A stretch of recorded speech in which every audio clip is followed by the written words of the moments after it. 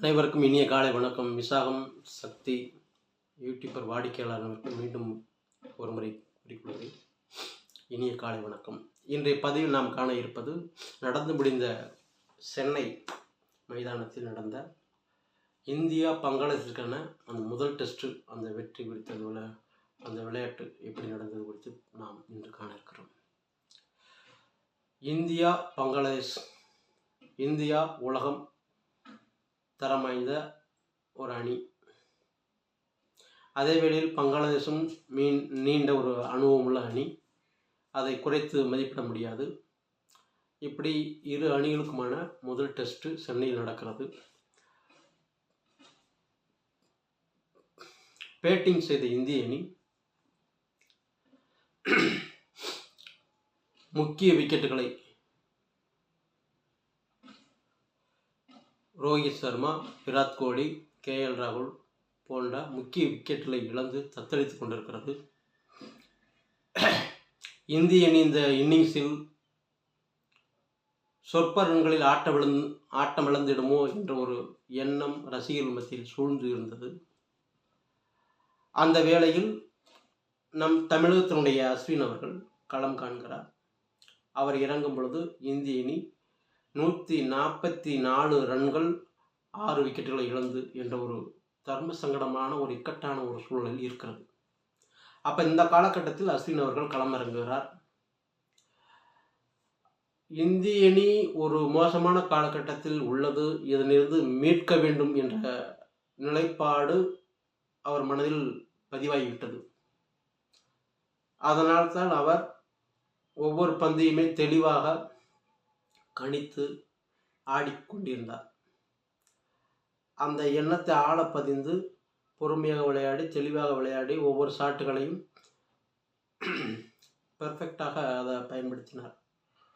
ஆகையால் அவருடைய அற்புதமான ஒரு ஆட்டத்தால் இந்திய அணி சரிவிழுந்து மீண்டது. அற்புதமாக ஆடி அழகான ஒரு சதத்தையும், மாபெரும் சதம், முக்கிய சதம், வரலாற்று சதத்தை அடித்தார். அவருக்கு ரவீந்திர ஜடேஜா அவர்களும் ஒத்துழைப்பு கொடுத்து அவரும் 86 ஓட்டங்களை எடுத்தார். சதத்தை நழுவ விட்டது துரதிருஷ்டமானது. இப்படியுமாக இருவர் மற்றும் ஜெய்ஸ்வால் அவர்கள் தொடக்கத்தில் ஒரு 50, ரிஷப் பந்த் ஒரு 39. இவர்களுடைய ஆட்டத்தால் இந்தியா ஒரு மதிப்புக்குரிய ஒரு ரன்னை எடுத்தது. அதற்கடுத்து இரண்டாவதாக பங்களாதேஷ் அணி மட்டையை பிடிக்கிறது.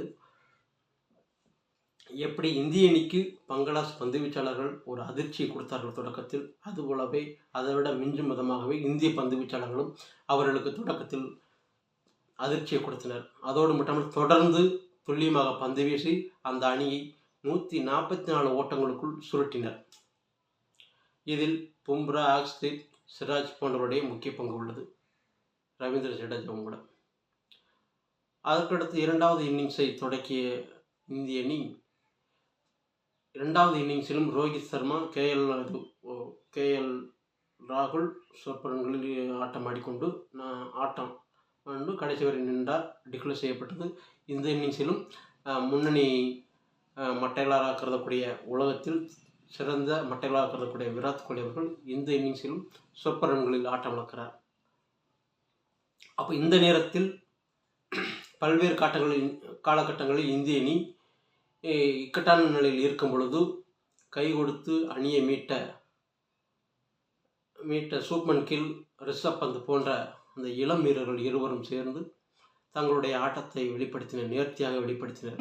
எப்படி கடந்த காலங்களில் அந்த ஆஸ்திரேலியாவில்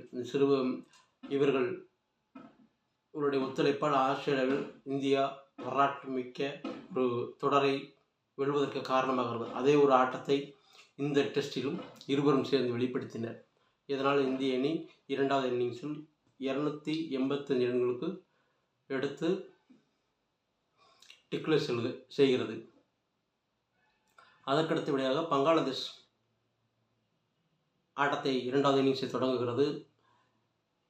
இதில் எப்படி இந்தியாவுடைய முதல் இன்னிங்ஸில் இந்தியா தத்தெடுத்து கொண்டிருக்கும் பொழுது அணியை அஸ்வின் அவர்கள் சதமடித்து மீட்டார்களோ அதுபோல் இந்த பந்து வீச்சிலும் தனது சிறந்த பந்து வீச்சிலும் பங்களாதேஷ் அணிக்கு நெருக்கடி தந்து அந்த அணியை நிலைகுலை செய்தார். அந்த அணியை சொற்ப ரன்களில் மீண்டும் ஒரு முறை ஆட்டமிழக்க செய்து இந்தியாவிற்கு வரலாற்று சிறப்புமிக்க ஒரு வெற்றி தேடி தந்தார். இந்த இன்னிங்ஸில் அஸ்வின் அவர்கள் 6 விக்கெட்டுகளை இழுத்தார். அற்புதமான ஒரு ஆட்டத்தை வெளிப்படுத்தி 6 விக்கெட்டுகளை எடுத்தார்.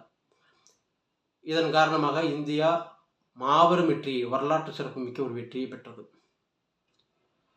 அதோடு அஸ்வின் அவர்களும் அதிகமான விக்கெட்டுகள் எடுத்த பட்டியல் மேலும் முன்னேறி போகிறார். அதோடு 6 விக்கெட்டு சதம் அடித்த என்ற ஒரு யாரும் செய்தார் அந்த ஒரு உலக சாதனையும் படைத்திருக்கிறார். தோனி அவர்களோடு 6வது சதம் எடுத்த வீரர்கள் அந்த சாதனையோடு இவரும் பங்கு கொள்கிறார். இப்படியுமாக இந்த டெஸ்டில் ஒரு வரலாற்று சிறப்புமிக்க அந்த வெற்றியை பதிவு செய்வதற்கு முக்கிய காரணமாக அஸ்வின் அவர்கள் இருக்கிறார். தன்னை அவ்வப்பொழுது ஒதுக்கி வைத்த அணியினருக்கு, அணி நிர்வாகத்திற்கு சம்மட்டியடி அடிக்கும் போல இந்த ஒரு வெற்றியில் தனது அற்புதமான ஆட்டத்தை வெளிப்படுத்தியிருக்கிறார். இவருடைய ஆட்டம் தொடர்ந்து சிறப்பாக இருக்க வேண்டும் என்பதை இந்த நேரத்தில் நாம் வேண்டுகிறோம், வாழ்த்துகிறோம். ரிஷப் பண்ட் நீண்ட இடைவெளிக்கு பிறகு வந்தாலும் தன்னுடைய ஆட்டத்தை அப்படியே வைத்துக்கொண்டு அணிக்கு ஒரு இக்கட்டான நிலையில் சிறப்பான ஒரு ஆட்டத்தை வெளிப்படுத்தியிருக்கிறார். அவர் வருங்காலத்தில் உலக சிறந்த மட்டையாளர்களில் இவரும் ஒருவராக ஜொலிப்பார் என்பதில் பலரும் சொல்லியிருக்கிறார், நானும் சொல்கிறேன். சரியான நேரத்தில், அந்த இக்கட்டான நேரத்தில், நெருக்கடி காலகட்டங்களில் அணியை மீட்பதே ஒரு சிறந்த மட்டையாளருக்கான தகுதியாகும். அந்த தகுதி சூப்பன் கில், ரிஷப் பந்த் ஆகிய இருவரிடமே இருக்கிறது. ஆகையால் வரும் காலங்களில் இந்திய அணிக்கு இவர்களால் பல வெற்றிகள் கிட்டக்கூடும் என்பதை இந்த நேரத்தை தெரியப்படுத்திக் கொள்கிறேன். பிடித்திருந்த ஷேர் செய்யுங்கள், சப்ஸ்கிரைப் பண்ணுங்கள். அடுத்த பதிவில் மீண்டும் ஒரு முறை சந்திப்போம். நன்றி, வணக்கம்.